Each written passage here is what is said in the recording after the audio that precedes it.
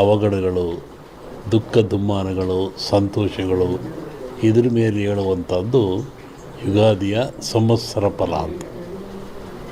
ಇನ್ನೂ ಒಂದು ತಿಂಗಳು ಲೇಟ್ ಇದೆ ಯುಗಾದಿ, ಅದರಿಂದ ಆ ಫಲಗಳ ಹೇಳೋದು ಸ್ವಲ್ಪ ಕಷ್ಟ.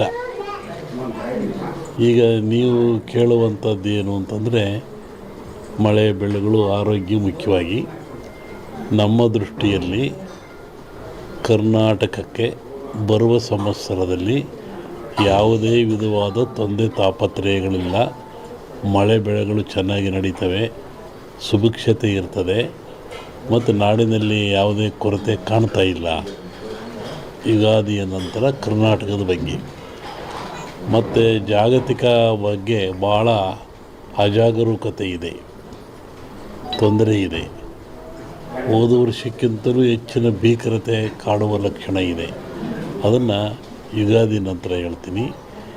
ಇತ್ತೀಚಿನ ದಿನಗಳಲ್ಲಿ ಎಲ್ಲರೂ ನೋಡಿದಂಗೆ ಭೂಕಂಪಗಳು ಹೆಚ್ಚಾಗ್ತಾ ಇದ್ದಾವೆ. ಇದನ್ನು ಒದರಿಸುವೆ ಹೇಳಿದ್ವಿ ನಾವು. ಇದನ್ನು ಭೂಕಂಪಗಳು, ಭೂಮಿ ಅಗಲತಕ್ಕಂಥದ್ದು, ಜನರಿಗೆ ಸಾವು ನೋವು ಆಗ್ತಕ್ಕಂಥದ್ದು, ಕಟ್ಟಡಗಳು ಬೀಳ್ತಕ್ಕಂಥದ್ದು ಇದು ಮುಂದುವರಿದ ಜೊತೆಗೆ ಭೂ ಸುನಾಮಿ, ಜಲ ಸುನಾಮಿ, ಬಾಹ್ಯ ಸುನಾಮಿ ಅಂತ ಇಲ್ಲಿವರೆಗೂ ಬರೀ ಜಲ ಸುನಾಮಿ ಆಗ್ತಾಯಿತ್ತು. ಸಮುದ್ರದಲ್ಲಿ, ಸಾಗರದಲ್ಲಿ ಸುನಾಮಿ ಬಂದು ತೊಂದರೆ ಆಗ್ತಾಯಿತ್ತು. ಈ ಸತಿ ಭೂ ಸುನಾಮಿನೂ ಇದೆ. ಭೂಮಿ ಒಳಗೆ ಸುನಾಮಿಯಾಗಿ ಕಂದಗಾಗ್ಲಕ್ಷದ್ದು. ಜಲ ಸುನಾಮಿನೂ ಹೆಚ್ಚಿದೆ. ಬಾಹ್ಯ ಸುನಾಮಿ ಅಂತ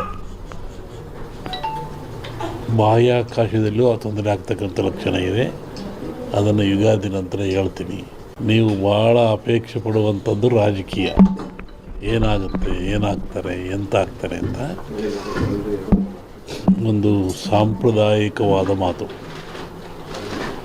ಎಲ್ಲ ಧರ್ಮಗಳು ಇದ್ದಾವೆ, ಎಲ್ಲ ಸಮಾಜಗಳು ಇದ್ದಾವೆ, ಎಲ್ಲ ವರ್ಗದವರು, ದೈವದವರು ಈ ಭೂಮಿಯಲ್ಲಿ ವಾಸ ಮಾಡ್ತಾ ಇದ್ದಾರೆ. ಒಂದು ಸಮಾಜ ಪ್ರಾಚೀನ ಕಾಲದಿಂದಲೂ ಸಹಿತ ಹಾಲುಮತ ಸಮಾಜ ಅಂತ ಕರೀತಾರೆ. ಹಾಲುಮತ ಸಮಾಜ ಅಂದರೆ ಅವರು ಅಡವಿಯಲ್ಲಿದ್ದು ಕುರಿಗಳನ್ನು ಸಾಕಿಕೊಂಡು, ಕುರಿಯ ಇಕ್ಕೆಯಲ್ಲಿ ಲಿಂಗವನ್ನು ಕಂಡು ದೈವಾರಾಧನೆ ಮಾಡಿಕೊಂಡು ಬಂದಂಥ ಒಂದು ಸಮಾಜ. ಪ್ರಕೃತಿಯ ಮೇಲೆ, ಗಾಳಿಯ ಮೇಲೆ, ಭೂಮಿಯ ಮೇಲೆ ಅವರು ಅಡವಿಯಲ್ಲಿದ್ದ ಕಂಡದ್ದು, ತಿಳಿದದ್ದು, ನೋಡಿದ್ದು, ಅನುಭವಿಸಿದ್ದನ್ನು ಹೇಳ್ತಾ ಬಂದಿದ್ದಾರೆ. ಅದು ಕುರುವಿನ ರಟ್ಟು, ಕೆಲವು ಕಡೆ ಕುರುಬು ರಟ್ಟು ಅಂತಾರೆ. ಅದು ಕುರುಹಿನ ರಟ್ಟು, ಮುಂದೆ ಏನಾಗ ಕುರು ಅಂತ ರಟ್ಟು ಅಂತಕ್ಕಂಥದ್ದು. ಹಾಲು ಕೆಟ್ಟರು ಹಾಲು ಮತ್ತು ಸಮಾಜ ಕೆಡಲ್ಲ ಅಂತಾರೆ. ಹಕ್ಕ ಬುಕ್ಕರು ವಿಜಯ ಸಾಮ್ರಾಜ್ಯವನ್ನು ಕಟ್ಟಿದರು. ಇದು ಹೇಳೋ ಉದ್ದೇಶ ಏನು ಅಂತಂದರೆ, ಇವತ್ತು ಆಲಮತ ಸಮಾಜದವ್ರ ಕೈಲಿ ರಾಜ್ಯದ ಅಧಿಕಾರ ಇದೆ. ಬಿಡಿಸಿಕೊಳ್ಳೋದು ಸುಲಭ ಅಲ್ಲ. ಅವರಾಗೇ ಬಿಡಬೇಕೆ ಹೊರತು ನೀವು ಬಿಡಿಸಿಕೊಳ್ಳೋದು ಸುಲಭವಲ್ಲ. ಮುಂದಿನ ವಿಚಾರವನ್ನು ಯುಗಾದಿ ಮೇಲೆ ಹೇಳ್ತೀವಿ. ಹಾಗಾಗಿ ಒಂದು ಭವಿಷ್ಯದ ಚಿಂತನೆ ಏನು ಅಂದರೆ, ನಮ್ಮಲ್ಲಿ ಎರಡು ಭಾಗ ಮಾಡ್ತಾರೆ. ಒಂದು ಸಂಕ್ರಾಂತಿಯ ಭವಿಷ್ಯ, ಇನ್ನೊಂದು ಯುಗಾದಿಯ ಭವಿಷ್ಯ. ಸಂಕ್ರಾಂತಿಯ ಭವಿಷ್ಯ ರಾಜರಿಗೆ, ಮಹಾರಾಜರುಗಳಿಗೆ, ದೊಡ್ಡ ದೊಡ್ಡ ವ್ಯಾಪಾರಸ್ಥರಿಗೆ ಮತ್ತು ಅನೇಕ ಘಟನೆಗಳು ಬರುವಂಥದ್ದು ಸಂಕ್ರಾಂತಿ ಪುರುಷನ ಮೇಲೆ ಹೇಳುವಂಥದ್ದು. ಇದು ಯುಗಾದಿಯ ಮೇಲೆ ಬರುವಂಥದ್ದು ಯಾವುದು ಅಂದರೆ ಚಂದ್ರಮಾನ ಯುಗಾದಿ. ಚಂದ್ರನನ್ನು ಆಧಾರವಾಗಿರಿಸಿಕೊಂಡು ಮಳೆ ಬೆಳೆ, ನಾಡಿನ ಸುಭಿಕ್ಷತೆ, ಆಗುಹೋಗುಗಳು, ರಾಜರು, ಆಳ್ವಿಕೆಗಳು, ಅವಘಡಗಳು, ದುಃಖ ದುಮ್ಮಾನಗಳು, ಸಂತೋಷಗಳು ಇದ್ರ ಮೇಲೆ ಹೇಳುವಂಥದ್ದು ಯುಗಾದಿಯ ಸಂವತ್ಸರ ಫಲ ಅಂತ. ಇನ್ನೂ ಒಂದು ತಿಂಗಳು ಲೇಟ್ ಇದೆ. ಪೂರ್ಣವಾದ ಜ್ಞಾನ ಯಾವನೇ ಮಾಡೋಣ ಅಂತ. ಹಾಗೆ ಈ ರಾಜಕಾರಣ ಹೇಳ್ಬೇಕಾದ್ರೆ ನಾವು ಹುಷಾರಾಗಿ ಹೇಳ್ಬೇಕಿದ್ರಲ್ಲಿ. ಇನ್ನೂ ಒಂದು ಹೇಳಿದ್ದು ನಾನು 20 ಹಿಂದೆ ಮಹಾಭಾರತದ ಸನ್ನಿವೇಶ ತಗೊಂಡು ವೀರನಾಗಿರ್ತಕ್ಕಂಥ ಅಭಿಮನ್ಯುವನ್ನು ಕರ್ಣ ಎಲ್ಲ ಸೇರಿ ಆ ಬಿಲ್ಲಿನ ದಾನವನ್ನು ಕಟ್ಟು ಮಾಡಿ ಅವನು ಮೋಸದಲ್ಲಿ ಕೊಲ್ತಾರೆ ಅಂತ.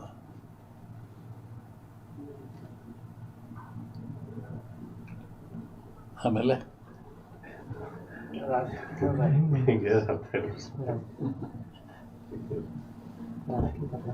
ಸಂಸತ್ನಲ್ಲಿ ಅದನ್ನ ಅಂದಾರ, ರಾಹುಲ್ ಗಾಂಧಿ ಅದನ್ನ ಅಂದಾರ ಸಂಸತ್ನಲ್ಲಿ. ರಾಷ್ಟ್ರ ರಾಜಕಾರಣದ ಬಗ್ಗೆ ಹೇಳೋದಾದ್ರೆ